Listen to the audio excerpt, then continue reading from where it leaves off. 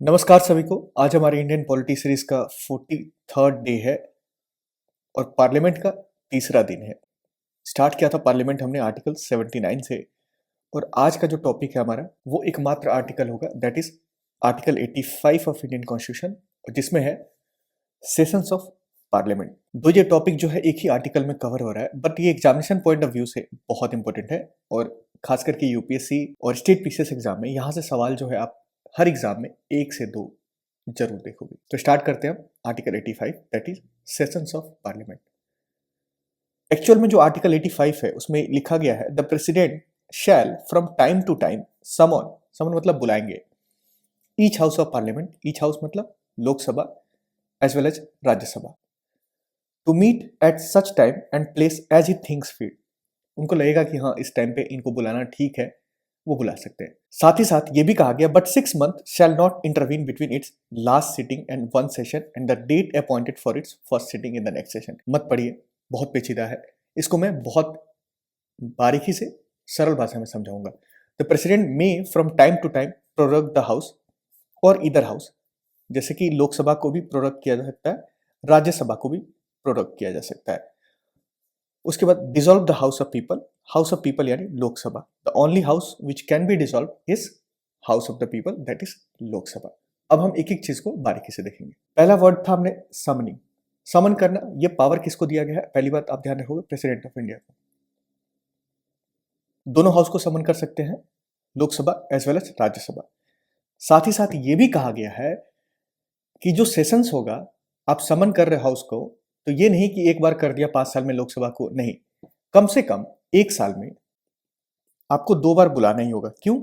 क्योंकि संविधान में यह लिखा गया है कि मैक्सिमम गैप जो होगा between two session, first and second session, वो कितना हो गया? That can not be more than 6 months। इसका यह मतलब हुआ कि parliament should meet at least twice a year. साल में आपको 2 बार मिलना ही होगा। जो हमारा सेशंस होता है, सेशंस ऑफ पार्लियामेंट में यूजुअली 3 सेशंस होते हैं हमारे एक साल में। पहला होता है बजट सेशन, जो कि फरवरी से मई के बीच में। दूसरा होता है मॉनसून, जुलाई से सितंबर के बीच में। और तीसरा होता है विंटर सेशन, जो कि नवंबर से दिसंबर के बीच में। इस सेशंस ऑफ पार्लियामेंट में सेशन का मतलब क्या होगा? ये मतलब होता है कि फरवरी का फर्स्ट सीटिंग और मई का लास्ट सीटिंग, इस ड्यूरेशन को हम सेशन कहते हैं। ठीक है, ये एग्जाम में नहीं पूछा गया, बट फिर भी ध्यान रखिएगा। दूसरी तरफ एक वर्ड आएगा रिसेस। रिसेस का मतलब क्या होगा? जैसे कि मई लास्ट को हमने खत्म कर दिया, तो 1 जून से सपोज दैट 1 जुलाई को बुलाया गया दूसरा सीटिंग, तो 30 जून तक जो पीरियड होगा उसको हम रिसेस कहेंगे। तो फर्स्ट सीटिंग ऑफ हाउस और प्रोरोगेशन के बीच का टाइम पीरियड को हम क्या कहेंगे? सेशंस। और प्रोरोगेशन के बाद न्यू सेशन का जो ड्यूरेशन होगा उस बीच के हम पीरियड को रिसेस कहेंगे। ये भी ध्यान रखिएगा। और सेशंस ऑफ पार्लियामेंट में मेनली जो होता है 2 सीटिंग होते हैं, मतलब एक दिन में 2 सीटिंग्स होते हैं। एक तो मॉर्निंग सीटिंग होता है मॉर्निंग शिफ्ट का, और दूसरा होता है पोस्ट लंच सीटिंग। ये 11 बजे से 1 बजे तक होता है मॉर्निंग सीटिंग, और 2 से 6 जो है वो आपको क्या होता है? Post lunch. Sessions of parliament को टर्मिनेट किया जा सकता है, मतलब उनकी सीटिंग्स को टर्मिनेट किया जा सकता है, खत्म किया जा सकता है बाय एडजर्नमेंट और एडजर्नमेंट साइने डाई, या फिर प्रोरोगेशन, या फिर डिसोल्यूशन। डिसोल्यूशन जो है सिर्फ और सिर्फ लोकसभा में होगा, और डिसॉल्व करने का पावर किसको? प्रेसिडेंट को दिया गया। तो ये एडजर्नमेंट और एडजर्नमेंट साइने डाई ये जो है प्रिसाइडिंग ऑफिसर्स करते हैं। लोकसभा के केस में स्पीकर करेंगे और राज्यसभा के केस में चेयरमैन करेंगे। और जो प्रोरोगेशन और डिसोल्यूशन का काम होता है ये दोनों कौन करते हैं? President of India. Adjournment, adjournment क्या होता है? सपोज दैट आप सुनते होंगे the house is adjourn for 2 hours. Speaker बोलते हैं the house is adjourn for 2 days. कभी बोलते हैं the house is adjourn for a week. मतलब इसमें क्या होता है कि जो वर्किंग है पार्लियामेंट का या फिर लोकसभा का हम मानते हैं एग्जाम्पल के तौर पे, और उनके सिटिंग को स्पेसिफाइड टाइम यानी कि 2 घंटे, 2 दिन या फिर 1 वीक के लिए जो है सस्पेंड कर दिया जाता है। दूसरी तरफ एक वर्ड है एडजर्नमेंट साइने डाई। एडजर्नमेंट साइने डाई का मतलब क्या हो गया? यहां पे भी टर्मिनेशन हो रहा है सिटिंग का,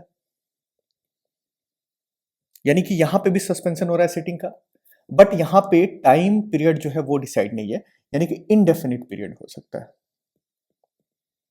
चाहे वो 1 घंटे के लिए हो, चाहे वो 10 दिन के लिए हो, 15 दिन के लिए हो, इसमें कोई नेमिंग नहीं होता है कि हम सिटिंग के लिए बैठेंगे अगली बार तो वो कब बैठेंगे, यहां पे क्वेश्चनेबल है।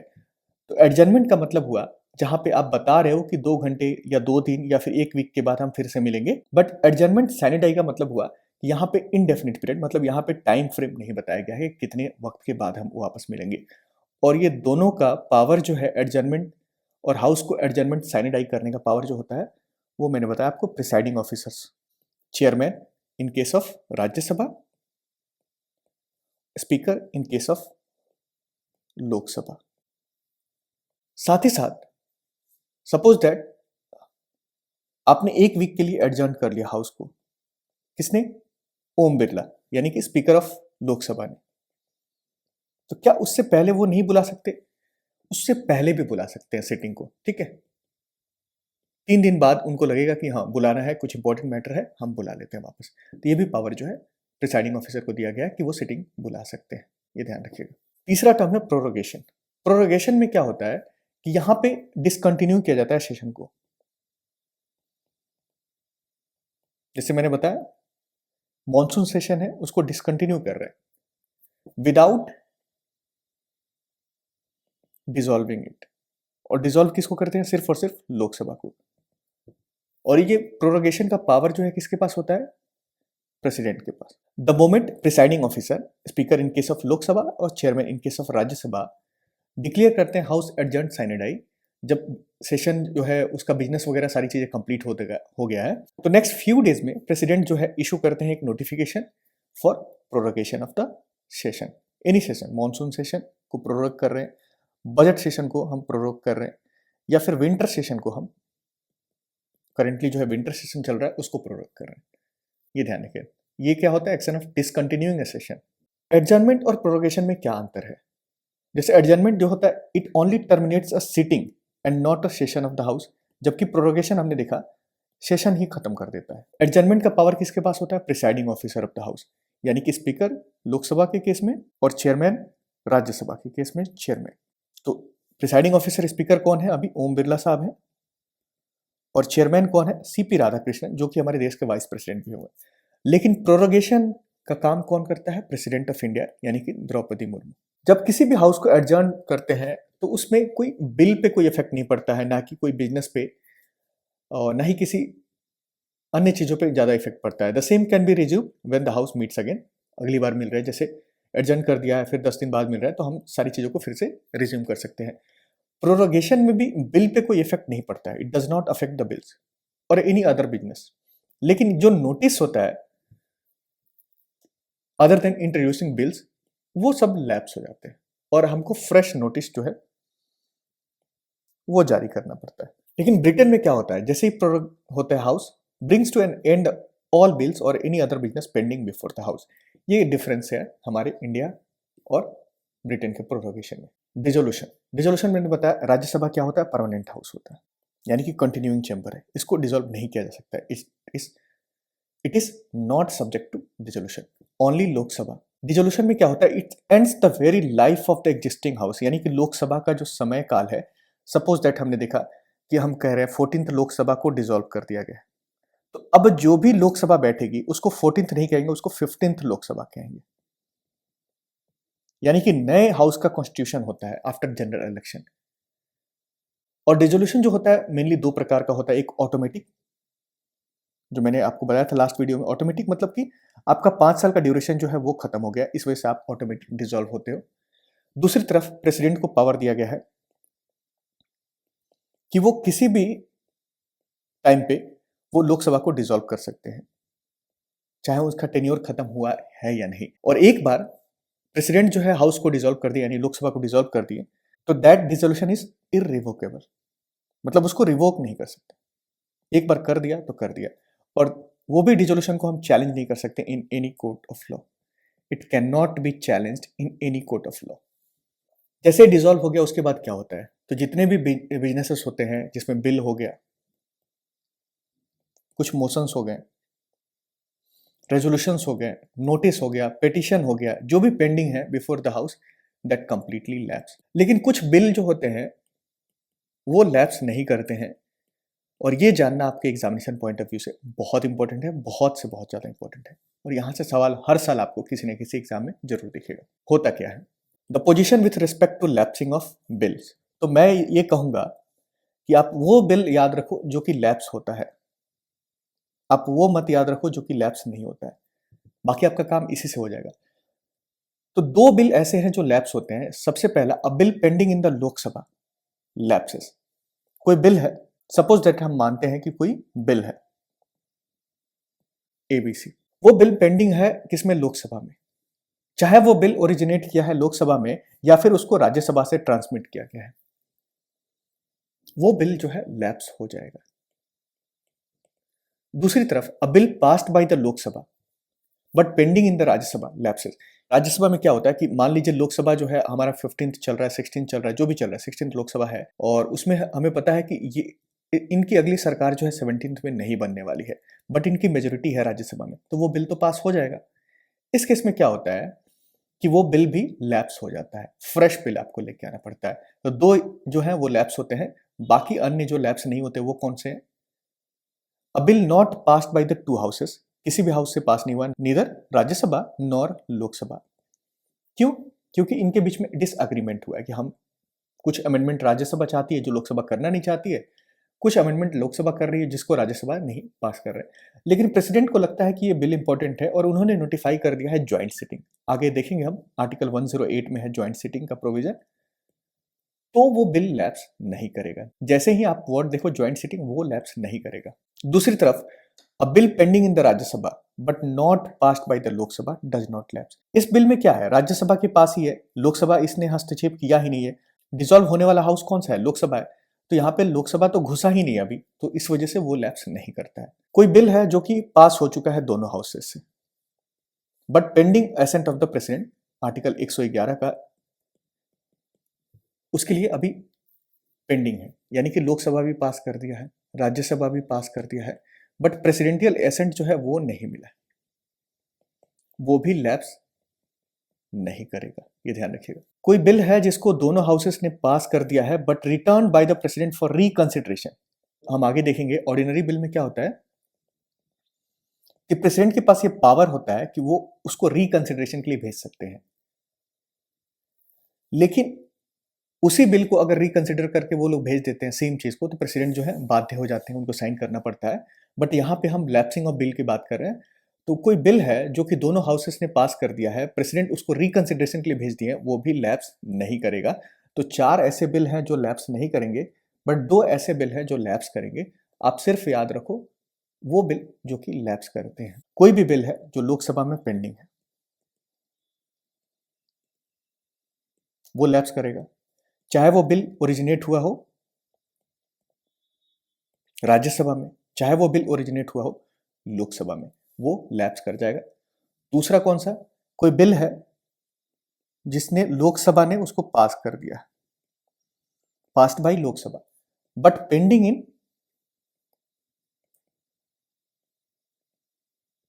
इन राज्यसभा, ये भी लैप्स कर जाएगा। तो बस दो लैप्स करेंगे, बाकी कोई भी लैप्स नहीं करेगा। Joint sitting does not lapse, presidential assent अभी नहीं मिला है, दोनों पास कर दिए हैं, डज नॉट लैप्स, प्रेसिडेंट ने रिकंसिडरेशन के लिए भेजा है, does not lapse, the bill originating in Rajya Sabha but अभी लोकसभा पहुंचा ही नहीं है, वो भी लैप्स नहीं करेगा। अब इन सब पे आधारित जो है कुछ क्वेश्चन है वो करते हैं, बाकी आपके सारे डाउट जो है वहां से क्लियर हो जाएंगे।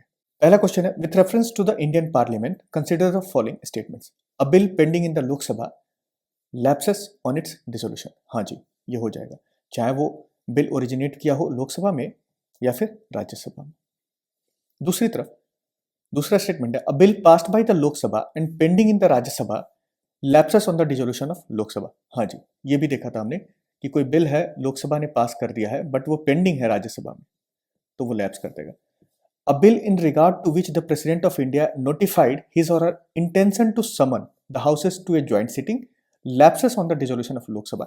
It does not lapse. तो तीसरा स्टेटमेंट जो है गलत है, ये गलत, 1 and 2 ओनली, और ये यूपीएससी 2024 में पूछा हुआ सवाल है।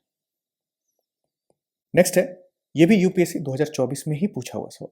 With reference to the Indian parliament consider the following statement. Prorogation of a house by the president of India does not require the advice of council of minister. देखो, president कोई भी काम जो है अपने विल पे बहुत rarest of rare होता है, डिस्क्रिप्शन यूज करते हैं, वो मैं बता चुका हूँ कहाँ कहाँ पे यूज करते हैं। बाकी कोई भी नेशनल इमरजेंसी लगाना हो, आपको हाउस को प्रोरोग करना हो, डिसॉल्व करना हो, ये सब किसके एडवाइस पे करते हैं? On the advice of council of ministers headed by prime minister. तो पहला स्टेटमेंट तो आपका गलत हो जाता है। Prorogation of house is generally done after the house is adjourned sine die, but there is no bar to the president of India proroguing the house which is in session. हाँ, president जो है session में है house, उसको भी prorogue कर सकते हैं। तो दूसरा स्टेटमेंट जो है सही है, यानी कि 2 और 3 हो जाएगा। बट तीसरा देखते हैं, dissolution of the Lok Sabha is done by the president of India who save in exceptional circumstances does so on the advice of council of minister. तो सही स्टेटमेंट है कि बहुत रेयरेस्ट ऑफ रेयर होता है, बट वो काउंसिल ऑफ मिनिस्टर के advice पे ही करते हैं। Which of the following statement is और are correct? A bill pending in the Lok Sabha lapses on its prorogation. Prorogation में क्या लैप्सिंग होता है बिल का? नहीं। A bill pending in the Rajya Sabha which has not been passed by the Lok Sabha shall not lapse on dissolution of the Lok Sabha. कोई bill है जो कि राज्यसभा में पेंडिंग है, जिसमें लोकसभा ने अभी हस्तक्षेप नहीं किया, तो वो लैप्स नहीं करेगा, यानी कि बी स्टेटमेंट जो है वो सही है, दूसरा स्टेटमेंट सही है। ये टॉपिक जो है लास्ट वीडियो में किया था हमने। With reference to the special address by the president of India, which of the following statement is और are correct? The president addresses the joint meeting of both houses of parliament at the commencement of the first session after each general election of the House of the People and at the commencement of first session of each year। ये article 87 में देखा था हमने, special address of the president. The president in his address informs the parliament to the causes of its summons. ये दोनों के दोनों statement जो ये सही है, ये ध्यान रखें। Minimum how many times the parliament has to meet in a year. तो मिनिमम जो है 2 बार मिलना ही होगा, क्योंकि 6 मंथ से ज्यादा आपका गैप नहीं होना चाहिए। तो जनरली हम 3 बार मिलते हैं, बट मिनिमम जो है आपको 2 बार मिलना ही होगा। What should be the maximum interval between the 2 consecutive sessions of parliament? So that is 6 months. The sitting of a house of the people can be terminated by, तो sitting of the house of people जो है लोकसभा, उसको terminate किस आधार पे किया जा सकता है? एडजर्नमेंट पे भी किया जा सकता है। एडजर्नमेंट का पावर जो है प्रिसाइडिंग ऑफिसर यानी कि स्पीकर के पास होगा। प्रोरोगेशन भी हो सकता है, डिसोल्यूशन भी हो सकता है। ये दोनों का पावर जो है प्रेसिडेंट के पास होता है, यानी कि all of the above. Which one of the following is authorized to prorogue the session of the House of the People? He is none other than President of India. Consider the following statements. The President of India can summon a session of the Parliament at such a place as he thinks fit. Hanji. The Constitution of India provides for 3 sessions of a Parliament in a year, but it is not mandatory to conduct all 3 sessions. देखिए, mandatory है, कम से कम 2 तो करना ही पड़ेगा। तो ये statement जो है गलत है, यानी कि 2 There is a no minimum number of days that a parliament is required to meet in a year. ये भी गलत है, आपको मिलना ही पड़ेगा। एटलीस्ट आपको 2 बार तो मिलना ही पड़ेगा, चाहे वो 1 दिन के लिए मिले या 10 दिन के लिए मिले। Prior to the completion of tenure, the Lok Sabha can be dissolved by the will of president? नहीं। By speaker? नहीं। By the president on the recommendation of council of ministers headed by prime minister। council of minister जो है article 74 में है, ये भी ध्यान रखिएगा। Before completing its term the Lok Sabha can be dissolve by the discretion of president? नहीं। By the discretion of prime minister? नहीं। By the discretion of speaker of the Lok Sabha? नहीं। By the president on the recommendation of prime minister. ये examination point of view से important topic जो है, हम उसको यही एंड करते हैं। और ये थीम है हमारा अशोका ट्री का, दैट इज शिक्षा या तो मुफ्त होनी चाहिए या न्यूनतम लागत पर होनी चाहिए, और इस पर हम काम करते रहेंगे। टाटा, सी यू।